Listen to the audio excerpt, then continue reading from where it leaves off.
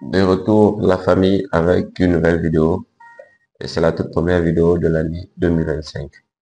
Donc la vidéo que nous allons, ou encore la thématique que nous allons aborder aujourd'hui, c'est concernant la rupture d'un CDD avant son terme contractuel.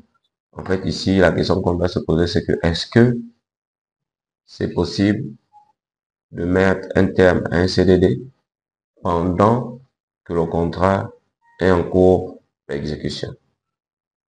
Pour répondre à cette question, je vous ai proposé un petit exercice. On y va. Ici, on dit Angoué est en CDD dans un cabinet de ressources humaines. Il reçoit un jour une offre d'embauche d'un cabinet concurrent qui lui propose un meilleur salaire et plus de responsabilités. Il demande s'il peut quitter son emploi actuel. Donc, c'est la question qui se pose, puisqu'il a reçu une demande d'un autre cabinet de ressources humaines, vu ses compétences. Donc, il se demande, ah, mais moi, je suis encore en train de travailler dans telle entreprise. Mais est-ce que c'est possible que je puisse quitter mon entreprise où je peux démissionner, sachant très bien que mon contrat CDD n'est pas encore arrivé à échéance? Avant de si oui, aura-t-il un préavis effectué? C'est-à-dire que si jamais il peut partir, est-ce que c'est possible qu'il effectue un préavis? On dit, s'il est encore en période d'essai, alors en gros, il peut quitter à tout moment son emploi actuel et sans effectuer le préavis. Là, ce qu'il faut retenir, c'est que quand on est en CDD, parce qu'il y a plusieurs types de CDD, et j'ai déjà évoqué ça dans une vidéo qui se trouve dans cette chaîne YouTube. Donc ici, je veux parler du CDD normal, c'est-à-dire à terme certain, parce qu'il y a les CDD à terme certain et les CDD à terme incertain. Et c'est dans les CDD à terme incertain où on peut parler du préavis, notamment lorsqu'il s'agit par exemple de l'exécution d'un ouvrage. Donc il suffit de regarder dans ma chaîne YouTube, vous allez trouver la différence que je fais entre un CDD à terme certain et un CDD à terme incertain. Mais pour les CDD à terme certain, donc le CDD normal, il n'y a pas de préavis à respecter. Parce que quand on est en CDD, on n'a pas de préavis à respecter. Ensuite, ici, l'article 58 du Code du travail nous dit que le contrat d'engagement à l'essai peut être rompu à tout moment par l'autre ou l'une des parties sans préavis, sauf convention contraire. En fait, ici, c'est juste pour dire que si en gros est encore en période d'essai, il peut partir, il peut partir à tout moment. Il peut partir à tout moment sans pourtant qu'il soit relevable de l'entreprise. Maintenant, on va ouvrir le Code du travail, on va vérifier l'article 58. Donc, c'est le Code du travail comme vous pouvez le voir ici. C'est celui qui a été révisé. Parce qu'il y a d'abord un premier qui est sorti en 2021. Maintenant, celui-là est sorti en 2022 parce que il y a eu quelques erreurs matérielles dans celui qui est sorti en 2021, comme vous pouvez le voir ici dans cette partie-là. Voilà. Donc, on va chercher l'article 58.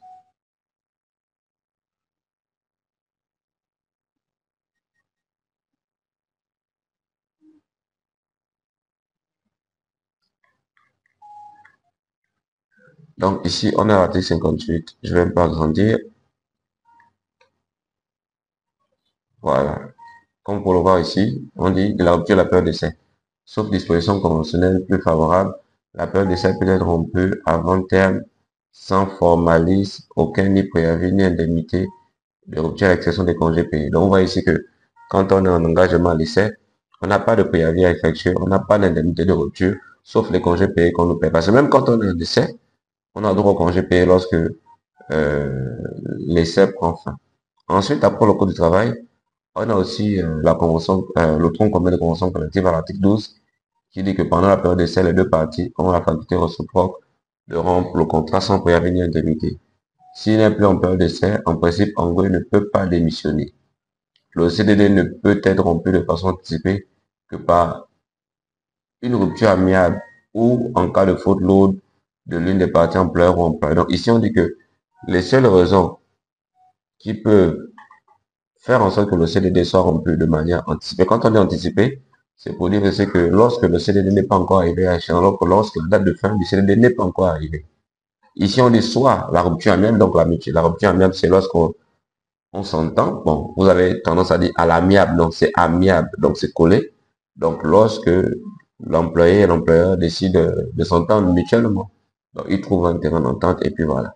Ou encore en cas de faute lourde. La faute lourde, ça peut être par exemple un vol, ça peut être la destruction du matériel, Mais ici, il manque encore, j'ai oublié de mentionner ici le décès aussi. Donc, le décès aussi entraîne la rupture d'un CDD. Donc, lorsqu'un salarié décède, automatiquement, le contrat devient nul. Donc, on va d'abord vérifier l'article 12 dans le tronc commun de convention collective, juste pour vérifier si c'est ce que dit les textes. Donc, ici, vous avez le tronc commun de convention collective. On va chercher l'article 12. Donc, toujours pour voir les textes, hein, même lorsque vous allez discuter avec vos employeurs ou lorsque l'employeur se doit discuter avec son employé, il faut toujours les textes à l'appui. Voilà, nous sommes ici à article 12. Donc, l'engagement à l'essai, voilà, on a les 12.2. Voilà, pendant la période d'essai, les deux parties ont la faculté réciproque de rompre le contrat sans préavis ni indemnité. Pendant la période d'essai, la rémunération du travail ne pourra être inférieure au salaire minimum conventionnel qui a été fixé par... Bon, nous on s'arrête au premier point ici. Donc, vous voyez ici que c'est ce que dit ici la convention collective du tronc commun. Ensuite, on revient. Voilà, ici on a l'article 60 du Code du travail. Donc, on dit le contrat du travail à durée déterminée ne peut cesser avant terme par la volonté d'une seule des parties que dans les cas prévus au contrat, où celui de la faute, l'autre laissé à la prestation des ressources compétentes, notamment l'extension du travail ou à défaut, le tribunal du travail. Ici, on dit le CDD ne pouvant être rompu avant son terme prévu, le motif économique ne donne pas valable pour rompre un CDD. La partie qui rompt de manière anticipée un CDD doit payer à l'autre la somme correspondante au salaire des mois restants. Si en gros il décide de quitter son employeur actuel, alors son nouvel employeur sera solidairement responsable du dédommagement de l'ancien employeur. Donc ici, il faut comprendre que si moi je suis en CDD, par exemple, j'ai signé un CDD de 10 mois et que j'ai déjà effectué 3 mois de CDD,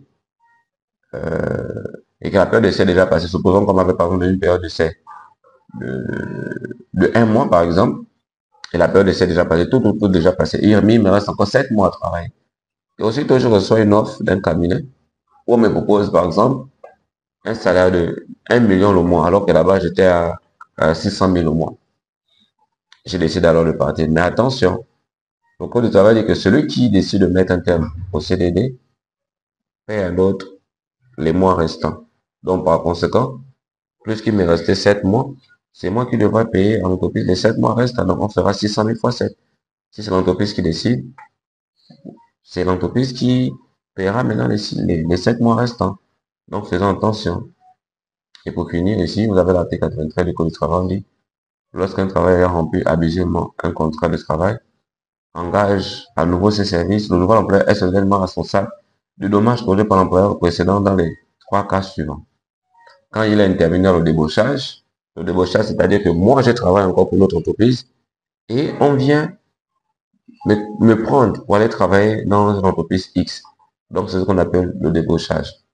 Quand il est embauché un travailleur qui savait déjà lié par un contrat de travail, quand il a continué à couper un travail au point, après avoir appris que celui-ci était encore lié par un autre employeur, par un contrat de travail.